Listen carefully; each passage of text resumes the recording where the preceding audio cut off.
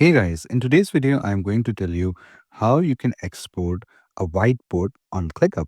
So if you're working on ClickUp and if you have to export your whiteboard, this is what you need to do and you'll be good to go. So the first thing that you need to do in order to fulfill that is to open up ClickUp. And once you open ClickUp, you can see that you'll be redirected here on this home page. And from this home page, what do you need to do? You need to uh, find this special icon of accessing the whiteboard.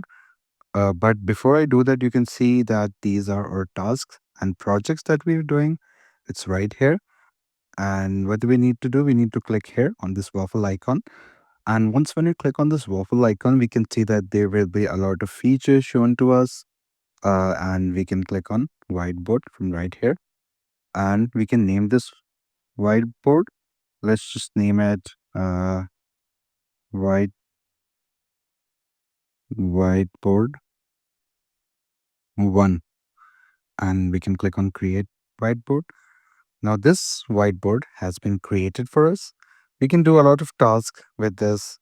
We can design the whiteboard if we want. We can do a lot of things. I would say that ClickUp is very creative in this regard, that it gives us the creative freedom to do anything that we want. But once when we are done with the designing and all that stuff, in order to export it, we need to click on share.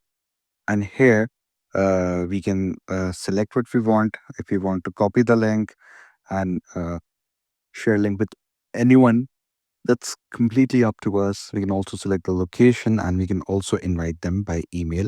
And that's how we can export or share. However, if we need to export, we need to click on this and then it will give us a lot of formats for us. To select, we can either select in PNG, JPEG, SVG, that's a vector format, WebP, and PDF. That's completely up to us.